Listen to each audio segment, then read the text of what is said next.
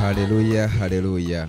Nagira ngo twongere tuganire ku magambo y'Imana. Ndagira ngo uyu munsi tuganire mu gitabo cy'umuhanuzi Ezekiyeli ibice 21 umurongo wa 32. Handitswe ngo nzabyubika, nzabyubika, nzabyubika.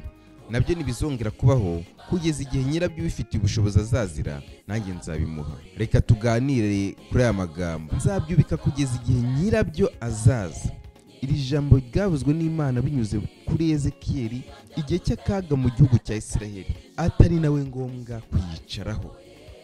Imana nibwo ababwira ijambo. Imana ivuga ko izakuraho intebe y'ubwami. Imana ivuga ko izakuraho intebe y'ubwami y'ubuyobozi cyangwa icyubahiro cyatanzwe nabi, ikayubika, ikayigira ubusa kugeza igihe nyirayo wemewe n'Imana azaza. Imana niyo itanga icyubahiro nyakuri.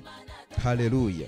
Ndagira ngo mbabwire ko Imana ariyo yimika abantu badafite kukwimika. Abantu bo bakwimitse ingoma yawe yabo ubusa, ariko Imana niyo yakwimitse ingoma yawe irarama. Kandi ndagira ngo mbabwire ko umwanya wawe nta muntu urimo, n'uwa wishyizemo Imana izawubika, izazimwubike, hanyuma imukure mu nzira wowe ujye mu mwanya wawe. Nubwo abantu bashobora kwiyamamaza bagafata imyanya batagenewe, Imana ifite ubushobozi bwo kubikuraho no kubihagarika. Nzabyubika, nzabyubika. Niryo jambo Imana yavuze, ivuga iti nzabyubika, nzabyubika, nzabyubika. Ibivuga inshuro 3. Bivuze ngo inzego zidashingiye ku bushake bwayo. Ndetse iri jambo riratunga agatoki kuri Yesu Kristo nyiraryo. Imana amugeneye icyubahiro nyakuri. Kuva ubwo nta wundi ugomba kwicara ku ntebe y'ubwami bw'Imana uretse we. Iki ni igihamya ko Imana itegereza igihe, ariko ntiyibagirwa isezerano ryayo. Niyo mpamvu niba yaragusezanije ngo nzakugira iki, nzakugira umuyobozi runaka ukomeye, nzakugira ukomeye, nzakwicazanya n'abakomeye, nzakugira komanda, nzakugira umusirikare ukomeye, nzakugira gitifu, nzakugira umushumba, nzakugira pasitori, nzakugira umwarimu.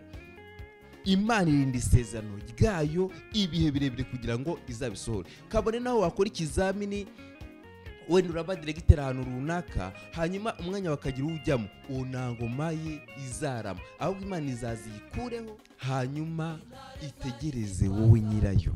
Imana ifite ubushobozi bwo guhindura ibintu byose. Haleluya.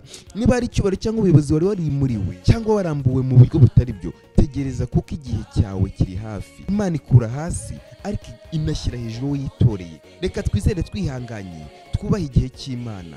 Zaburi 75 umurongo wa 5. Ariko Imana niyo mucamanza, imanura umwe igashyira hejuru undi. Iri jambo Imana itubwiye ngo nzabyubika ririmo guhamya inshuro 3 zose. Gaza uburemere n'ihame rikomeye cyane kandi riziguye ry'ibyo Imana igiye gukora. Ubwa mbere Imana yatubwiye ngo nzabyubika. Muri make itubwiye ko Imana ikuyeho icyubahiro cyatanzwe nabi, ndetse no kugaragaza ko icyemezo cyafashwe atari icyanyacyo kandi kigomba gusubirwamo. Ndetse bivuga nk'igisubizo cyo kwihanganira abantu no kwanga kwemera ubuyobozi bw'Imana. Ndetse Imana bivuga igaragaza nk'igisubizo ku kwinangira kw'abantu no kwanga kwemera ubuyobozi bw'Imana. Ni nko kuvuga ngo iri jambo risoza guhamya burundu, iri jambo risoza guhamya burundu icyo Imana itigeze itanga.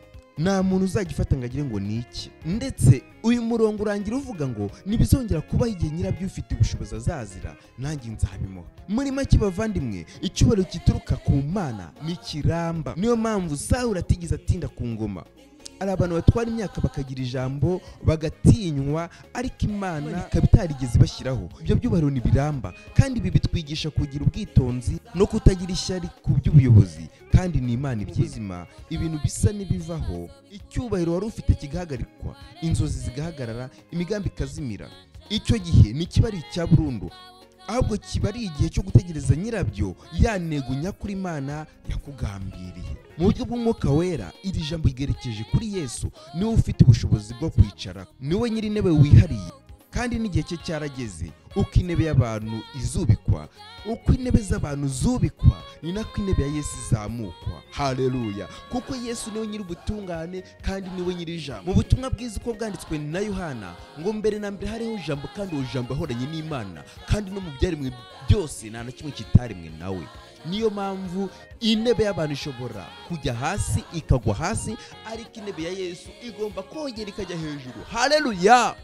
Hari abantu bakora ibintu nk'iby'ubutwari, ariko atari bo nyirabyo. Hari abantu mu myanya y'icyubahiro batigeze babitegurirwa, ariko Imana iraje bahagarike. Ariko nawe n'Imana yakubwiye isezerano, tegereza igihe cyawe kiraje kigere. Muri make iri jambo ryo muri Ezekiyeli ngo nzabyubika nabyo ngo ntibizongera kubaho igihe nyirabyo uzazira. Iri jambo ryavuzwe n'Imana ibinyujije kuri Ezekiyeli igihe igihugu cy'Ubuyuda cyarigaruriwe n'ubuyobozi butemewe n'Imana, ko izakora icyubahiro cy'ubwami cyatanzwe nabi igikuraho kugeza igihe nyirabyo azazira. Nzabyubika muri make ivuga ngo nzabyubika yavuga ko izakora icyubahiro cy'abantu, imiyoborere cyangwa se imigambi itubakiye ku Mana. Noneho ibihamya inshuro 3 ngo nzabyubika ni igikorwa gikomeye cyane kigaragaza uburemere bw'icyaha cyakoze n'imyanzuro idasubirwaho n'Imana, guhamya ko iby'Imana yavuze bizasohora nta mpamvu.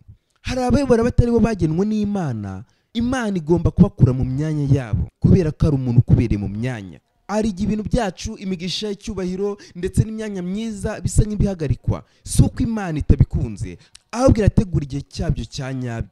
Imana ifite igihe cyayo cyo kugarura nyirabyo, umugisha wawe n'icyubahiro cyawe. Ndagira ngo mbabwire ko iri jambo ryo muri Ezekiyeli ibice 21:32 ari ubuhanuzi bwerekeye kuri Kristo. Niwe nyiri intebe y'icyubahiro. Icyubahiro cy'abantu cyarahagaze, cyararangiye. Nta cyubahiro abantu dufite usibye Kristo wenyine. Yesu yaje kugira ngo yicaye ku ntebe y'ubwami itabashwa kuvanwaho na gato. Nta muntu n'umwe wahangara intebe ya Yesu, kandi iriya ntebe yiwe ntabwo itorwa kuko we ubwiwe. Ubundi iyo haba amatora biba byararangiriye mu ijuru, abamarayika bamwe bataramanuka mu isi ndetse na Yesu ubwo ataraza mu isi, iyo haboneka undi yari kuza icyubahiro kikagifata. Ariko mu ijuru habuze n'umwe, inama arateranya habura n'umwe, Yesu Kristo aba ariwe witanga. Rero intebe niye niwe wayitsindiye rwose. Niba uri mu mwanya utari uwawe, humura kuko Imana izabyubika. Mwene data mushiki wanjye, nagira ngo mbwire amagambo ijambo ry'ihumure ngo niba uri mu mwanya utari uwawe, humura Imana iraje ibyubika. Kandi mushiki wanjye mwene data, niba ufite isezerano ntukibaze ngo kuki utazamuka cyangwa ugaragarizwa imbabazi, igihe cyawe kiraje. Imana iraje ibyubike kugeza igihe cyawe kigeze. Haleluya, haleluya, haleluya.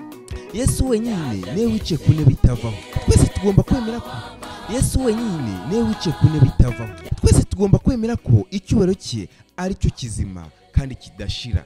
Icyubahiro cye ari cyo kizima kandi kidashira. Bavandimwe, nimutinye mu gihe mubona ibintu byahagaze, Imana ishobora kuza ikabyubika. Nusaba imyanya utateguriwe, ahubwo saba Imana kugira ngo nusaba Imana imyanya utateguriwe, ahubwo saba Imana kukugira uwo yifuza. Izina rya Yesu rishyirwa hejuru y'amazi yose. Niwe nyiri imbabazi, niwe nyiri intebe, niwe nyiri ubutungane. Ko Zaburi ya 75:7 ngo ariko Imana niyo mucamanza, imanura umwe igashyira hejuru undi. Humura rero muri uwimanuye, ari igihe yaba ari wowe igiye kwita izamura, ari igihe yaba ari wowe igihe cyawe kigeze, ari igihe yaba ari wowe igisubizo cyawe cyaje, ari igihe yaba ari wowe igiye guhindura. None abantu nabo bakibaza ati bigenze gute? Haleluya, haleluya. Ari igihe yaba ari wowe Imana ije gusubiza ibyawe, ari igihe waba umaze imyaka myinshi. Muribuka umugore yari amaze imyaka 38 arwaye, ariko Yesu amugezeho rimwe ahera akabona gukira. Igihe kiwe cyari kigeze. Petero na Yohana bagera ku kirema bati uyu munsi izabona ifeza ntabyo dufite. Haleluya. Ariko ibyo dufite byose turabiguba. Mu izina rya Yesu haguruka, nukahera ko abona gukira. Haleluya.